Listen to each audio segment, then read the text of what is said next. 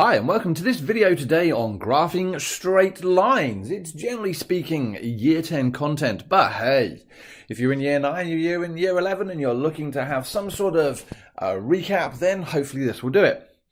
And as I normally do, let's have a look at some key questions. That's not questions about keys, that is some key questions. Basically, by the end of this, I'm hoping you guys will know what a linear relationship is. What is the gradient of a line, what is an intercept, and what are special lines? Now, in this particular instance, we're actually only looking at graphing straight lines. But to be able to do that, I suppose we have to have some understanding of what a straight line looks like. And the great thing is that all straight lines have a general format by the equation y equals mx plus c. Now, what does that actually mean? Well, the first thing is, this is actually a relationship, and that doesn't mean that it is doing kissing and all that stuff that happens in relationships. It is just a case of, well, if I know what the value of x is, I can find out what the value of y is. So let's come up with an example. If I know that I have y equals 2x plus 3, without even knowing that that is a straight line, I know that this is a relationship. What it tells me is, if I know an x value, I can substitute it in and find a y value. Well, the reason I've just written this like this is actually, hold on a moment, you're telling me this is a relationship between coordinates. Oh yes, I am. Every coordinate on a line, straight line, or in fact a curve or whatever else may be part of a relationship. And that relationship can be described by an equation. So for example, if I have the coordinate x equals 1, then I know that I can put y into there by saying y equals 2 times 1 plus 3. Yeah, all I've done is put the x value in as 1. Now put it in brackets just to make it easier to read. So my y value becomes 2 plus 3, which is 5. So I now know the coordinate position 1, 5 lies on that line. What about if I put x equals 2 in? Well, then I'd have y is equal to 2 times the x value plus 3, which is 4 plus 3, which is, 7. So that means when x is 2, y is 7. And I can do that for any x value. I can put it 3 or 4 or 5 or 6 or 100 or 1,000, and out will come a relationship. Knowing this is actually really, really helpful. So here's a question for you. If I have the relationship y is equal to 2x plus 3, and I have the coordinate position 3, 10, can I test to see if this sits on the line? A standard exam question saying, well, if you've got this relationship here that says the x value is related to the y value by multiplying it at 2 and add 3, will this sit on the line? And lots of guys go, I don't know, how am I supposed to do this? Well, what you're actually saying is, if I can substitute this value of 3 into this equation here, and 10 comes out as my y value, then yes, it sits on the line. If not, then no, it doesn't sit on the line. Right, well, let's see. So we know that y is given by 2 times 3 plus 3. I'm already knowing here that 2 times 3 is 6 plus 3, which gives me 9. I know the coordinate position 3, 9 sits on the line, and as such then 3, 10 does not. And that's true of any coordinate they give you, in the sense of they might give you a coordinate and said, how can we test if it lies on the line? Well, you just need to remember that any equation is a relationship. Right. Knowing this, we can then move on to more about the straight lines. Now, straight lines can be written in lots of different ways. And we've already said that y equals mx plus c is one of those ways. And this is something we've made in year 9, where we know that the y coordinate is equal to the gradient times the value of the x coordinate plus some value of c. And where that c there is the y-axis intercept. Now we're talking about lots of different terms here at the moment, but the point of it is that we have things like y equals 3x plus 2, y equals minus 2x minus 2, y equals 6x, y equals 7x minus 3, y equals 10x plus 4. These are all straight lines, and they're all written in what we call the gradient intercept form. Why? Well, firstly, they all start with the letter y equals.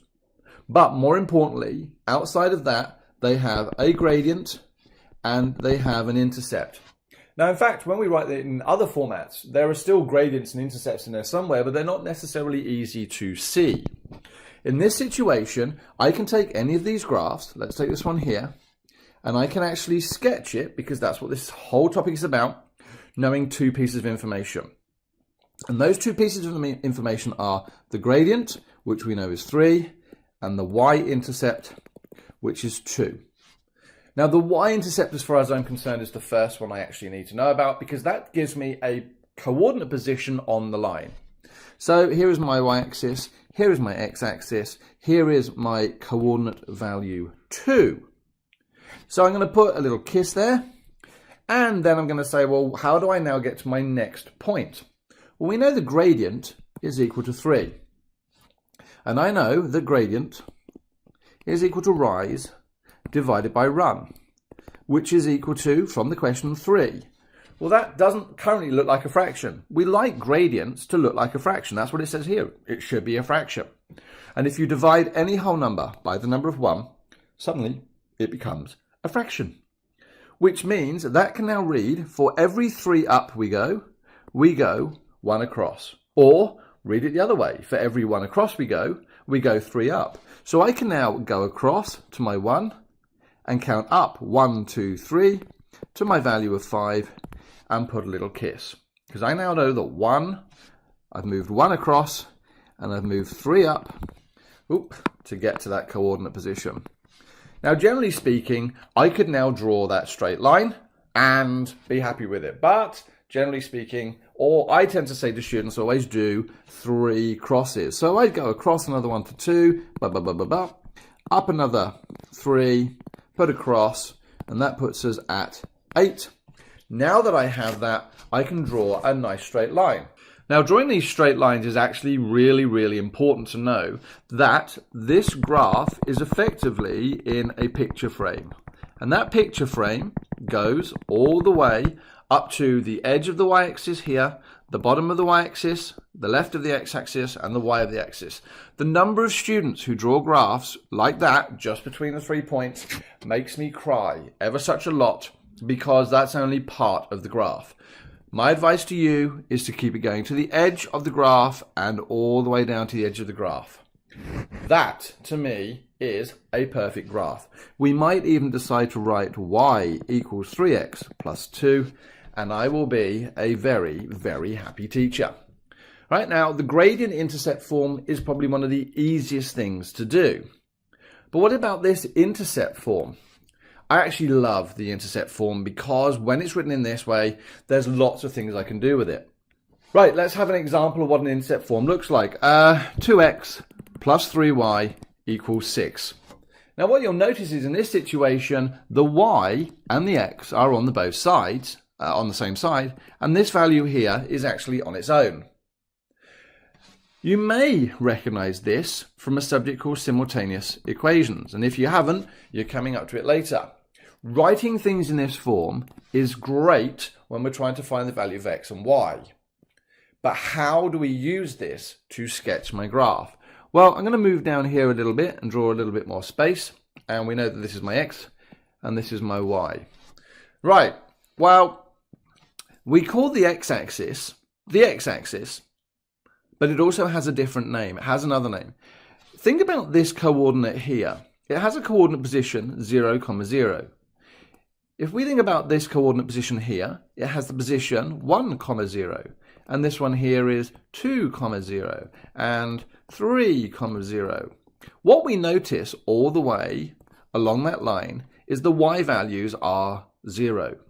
And, funnily enough, that's why the x-axis also has the equation y equals 0. It just says that all the y values are 0. Now, I love the 0. I love 0 as a value. Why? Because it multiplies and disappears with things. It's fabulous. What about the y value? Well, again, if I go to 1, 2, 3, what do I notice? It's 0, 1, 0, 2, 0, 3. And all my x values are 0, which tells me that along the y-axis, we can call it x equals 0. Now, that actually helps us tremendously with this equation. If we look at our equation as 2x plus 3y equals 6, I love the value 0. So what I'm going to say is, why don't we let x equal 0? Now you're going to say, why would I want to do that? Well, if you remember, when we let x equal 0, what we're really doing is finding out where a line crosses or where a point is on the y-axis. So letting x equal 0, that whole thing disappears, and I get 3y is equal to 6, so y is equal to 2. And there we go. I now have a coordinate position. I know that when x is 0, y is 2. Wow! Now my graph is going to turn out to be really, really small, but it's going to give me room for working out. So having now found where it crosses on the y-axis, how am I going to find out where it crosses on the x-axis? Holy moly!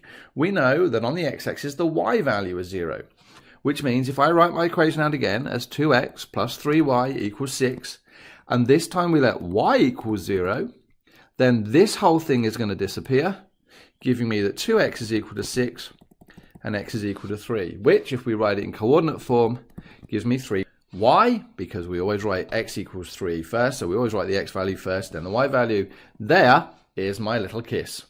What can I do now? I can join those two things together to give me my equation or my straight line. And there we go. Ladies and gentlemen, just by doing some funky algebra, by making x equal to 0 and then making y equal 0, or vice versa, we can find two of the easiest points on the line.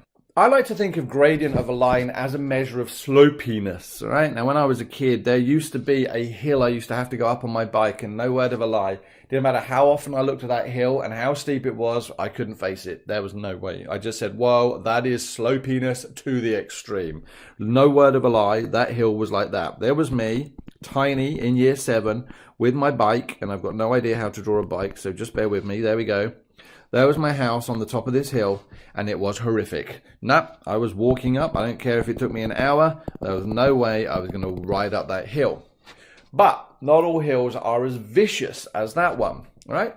So we like to think of gradient, if you remember, having either a positive gradient, where it slopes up, or a negative gradient, where it slopes down. But there are other types of lines that actually can be used. So for example, here is a line that is actually horizontal, and that has a gradient of 0. And as a little bit of a heads up, this thing here is really important in VCE. All right, gradients of 0 are really helpful in VCE. Where we have a horizontal gradient, we should also have a vertical gradient. Now here, I like to think of the gradient as being infinitely large, like huge, right? Vertical lines. Describing those is actually really awesome. So here is my y-axis, here is my x-axis, here is my y-axis, here is my x-axis. So let's see. Let's say this passes through the value of 4, and this passes through the value of 3. Now, describing this line, we can't really use y equals mx plus c. Well, we sort of can, but I don't want to think of it that way. I think of myself as, well, if I look at all the coordinates across this line, what do I notice? Well, that's going to be 1, 4, and 2, 4, and 3, 4, and 4, 4. And what I notice is all my y values are exactly the same. And that's how we describe this line. We describe it as the line y equals 4, because all the way along that line, even this way with negative numbers, my y value is 4. Now people get really tricked because they think, well, hold on, isn't a horizontal line something like x equals? Yep, but maths is a big fat trick. And so as such, we try not to get tricked into that. In the same way then, if we look at this particular line here and making it a little bit bigger so I can actually write stuff, this would be 3, 1, 3, 2, 3, 3, 3, 4, and so it goes. Which means, yes indeed, this one, all of the x values are 3, and so this line here is described using the equation x equals 3. Again, counterintuitive. We think that it should be a vertical line, but no. It's a horizontal line. Finding intercepts. Now, I've already done that further up. So actually, I'm going to put a tick on that. And I'm going to move on to the next section here, which is finding equations from intercepts. There is an equation we can actually use to help us find an equation when we're given the intercepts on a graph. And here's a great example. So let's say that this crosses here at the point 3, and this crosses here at the point 4, and we have a line, a straight line, that's connecting between the two of them. Now, as it turns out, the equation states that if we use x over a plus y over b, it's got to be equal to 1. And you're going to say, well, what are the points A and B? Well, actually, it just so happens that A is the x-intercept and B is my y-intercept. So if I know what my x-intercept is, it's 4. I can now say that that equation becomes x over 4 plus y over its intercept of 3 is equal to 1. Now, I could leave it in that form, but remember, we like it to be in a slightly different form. There are lots of ways of doing this. You might decide to use a common denominator. I don't. All right? As far as I'm concerned, that makes life even more complicated. And when many people don't like using fractions, there are other ways of doing it. So what I tend to do is, I look at this here and I go, what is it? It's a divide by 4. How do I get rid of a divide by 4? I times everything by 4. So that will leave me my next line as x, because the divide by 4 disappears when I times by 4, plus 4y over 3 equals 4. Now, first things first, when you multiply that, you're actually really doing y over 3 times 4 over 1, which means that you multiply the tops together and multiply the bottoms together, which just makes this y 4y. And we must remember to multiply that by 4 as well. Here we go. That's one of my dividers gone. I don't like doing it. So divide by 3. I'm going to get rid of that by timesing everything by 3. So x now becomes 3x. That disappears just to give me plus 4y. And then 4 plus times 3 is equal to 12. There is my intercept form equation. And let's just check. If I make x equals 0, I get y equals 3. Whoop, whoop. And if I make y equals 0, I get 3x is equal to 12, so x equals 4. All right? Great way to remember. Just remember that the x divided by its intercept and the y divided by its intercept. Now, I've borrowed one of these questions without meaning to infringe copyright, but Sam is earning some money picking apples. She gets paid $10 plus $2 per kilo of apples that she picks. If Sam earns C dollars for N kilos of apples picked, complete the following. Now, this type of stuff is great because the question asks you to build up a formula. Maths needs you to be able to apply your learning to an actual question. In this situation, if I wanted to find out the cost, it would be equal to, well, she's getting $10 plus $2 per kilo. Now, I'm going to use C at the beginning because that's the cost, and N for kilos. And if I do 10 plus 2N, that will give me my equation. Then it says sketch a graph. And a lot of people look at this and go, well, what does that mean? It's saying to you, remember that your graph is going to have N along the bottom and C up the top. And it just wants you to take the values between 0 and 10, plotting each of those points. Now, you don't actually need to plot, because this equation here happens to be y equals mx plus c. It's not in the right form. So if I have c equals 10 plus 2m, then I can actually rearrange it to move this to the front to become 2n plus 10. And now we're in the form of y equals mx plus c. Checking, is the c on my y? Yes. Is the n on my x? Yes. So this value here must be my gradient, and this value here must be my start point. So if I put a random 10 there and then go across to 1, that one's going to be 12, 2 is going to be 14. I do 2 little kisses and I join them together to give me my straight line. Having done that, I can use my rule to find out the values here. So what I'm trying to say is, don't think that you're always going to be sitting there just plotting lines or whatever else. They'll actually ask you to interpret it. Okay, I'm done. Hopefully that's made sense to you in terms of, did we cover what is a linear relationship? Yep. Do we know about gradients of lines? Yep. Do we know about intercepts and special lines? The special lines are the horizontal and vertical gradients that I told you not to get tricked with. All right. Thanks very much. I look forward to seeing you next time.